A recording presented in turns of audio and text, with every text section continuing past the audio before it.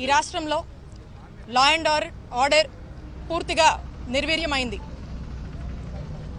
పోలీసులు వాళ్ళ ఒక విధులేంటండి? రాష్ట్రంలో రాష్ట్ర ప్రజల మాన ప్రాణాలు కాపాడాల్సినటువంటిది వారి బాధ్యత. సామాన్యులకు రక్షణ కల్పించాలి, సమస్యలకు ఒక పరిష్కారం చూపించాలి. ఇవన్నీ పక్కన పెట్టి ఈ పోలీసు వ్యవస్థ చంద్రబాబు నాయుడు గారికి, లోకేష్ గారికి, టీడీపీ పార్టీకి మాత్రమే పనిచేస్తున్నటువంటి విషయం రాష్ట్ర ప్రజలందరూ కూడా చూస్తూ ఉన్నారు.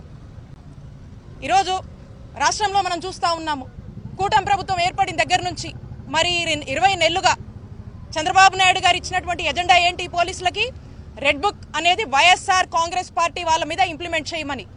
పోలీసులు ఈ రెడ్ బుక్ అనేటువంటి పేరుతో వైఎస్ఆర్ కాంగ్రెస్ పార్టీ నాయకుల మీద, కార్యకర్తల మీద, ముఖ్యంగా మా ఎస్సీ, బీసీ, ఎస్టీ మైనారిటీలను దగ్గరుండి ఊళ్ళల్లో ఇళ్ల మీద పడి ఈరోజు హత్యలు చేస్తూ ఏ విధంగా చంపుతున్నారో రాష్ట్ర ప్రజలందరూ కూడా చూస్తున్నారు. మరి పోలీసులు దగ్గరుండి ఈ టీడీపీ వాళ్ళు గూండాల్లాగా ఇళ్ల మీద పడి చంపుతూ ఉండడము, ఈ హత్యలు జరుగుతుండడం మనం చూస్తూ ఉన్నాము.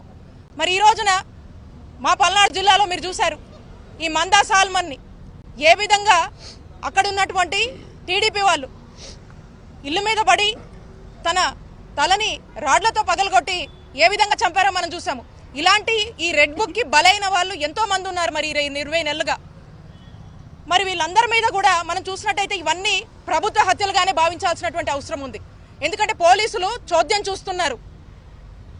ఇలా హత్యలు జరిగినా, ఇలా ఏం జరిగినా కూడా పట్టనట్టు, పైగా ఎవరైతే దాడికి గురయ్యారో వాళ్ళ మీద కేసులు పెడుతున్నారు. ఈరోజు పోలీస్ స్టేషన్ల పరిస్థితి ఏంటి?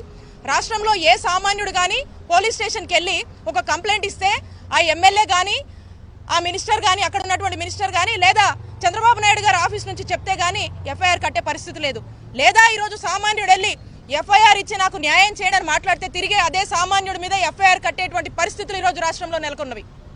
మరి ఇలాంటి పరిస్థితుల్ని, ఈ రెడ్ బుక్ బలైతున్నటువంటి ఈ ప్రాణాలని మరి ఇవన్నీ కూడా అడ్రస్ చేయాలి అని చెప్పి ఈరోజు వైఎస్ఆర్ కాంగ్రెస్ పార్టీ ఒక రిప్రజెంటేషన్ తీసుకొని డీజీపీ గారిని కలుద్దామని, ఈ మందా సాల్మన్ని ఏ విధంగా హత్య చేశారో దీని గురించి చెప్దామని వెళ్తే మరి డీజీపీ గారు number of times, YSR Congress party వాళ్ళు నంబర్ ఆఫ్ టైమ్స్ అనేక అంశాల మీద రిప్రజెంటేషన్ ఇవ్వాలని చెప్పి పార్టీ ఆఫీస్ నుంచి ఆపరేటర్ గారు కావచ్చు, ఈమెయిల్స్ పెట్టి, అఫీషియల్గా లెటర్స్ పెట్టి, మరి మీడియాకు కూడా తెలుసు ఎన్ని అటెంప్ట్స్ చేస్తున్నామో, దేనికి స్పందించట్లేదు. ఈరోజు మేము ఎవరిని కలవాలో మాకు క్లారిటీ లేదు. మేము ఆఫీస్కి వస్తే మమ్మల్ని మాకే ఇలాంటి పరిస్థితి ఉంటాయి. ఇక్కడ ఎక్స్ఎమ్మెల్యేలు, మినిస్టర్లు, ఎమ్మెల్సీలు వస్తే మాకే ఇలాంటి పరిస్థితి వస్తే మరి సామాన్యుడిని ఏం ఆదుకుంటారు ఈ పోలీసులు? ఈ డీజీపీ గారు ఏం ఆదుకుంటారు సామాన్యుల్ని? ప్రజల్ని రక్షించాలి, ప్రజల్ని కాపాడాలి. ఈ రాష్ట్ర ప్రజలంటే వారి బాధ్యత కాదా? ఈ రోజున మమ్మల్ని అనేక ఇబ్బందులు పెట్టి ఆ తర్వాత ఫైనల్గా మేము ఇక్కడ గొడవ చేస్తే మేము మా పార్టీకి సంబంధించినటువంటి కార్యకర్త మందా సాల్మన్ చనిపోయాడు, ఇలా రెడ్ బుక్ అనేక మంది హత్యలు చేస్తూ ఉన్నారు, ఈ విషయం చెప్దాము అని చెప్పి వస్తే మరి దీన్ని పట్టించుకోకుండా ఏదో లైట్ తీసుకొని ఎక్కడో అక్కడ ఇచ్చిపోండి అని చెప్పి చెప్పారు. ఫైనల్గా ఏడీజీ గారి దగ్గరికి వెళ్తే మరి ఆ రిప్రజెంటేషన్ ఇవ్వడం జరిగింది. మేము ఒకటే చెప్తా ఉన్నాము, పోలీసులు దగ్గరుండి ఈ హత్యలు చేయిస్తూ ఉన్నారు. ఈ పోలీసులకు ఒకటే చెప్తా ఉన్నాము, నిన్న మేమున్నాం, ఈరోజు మీరున్నారు, రేపు మళ్ళీ మేము వస్తాం. ఎల్లకాలం ఈ ప్రభుత్వం శాశ్వతం కాదు.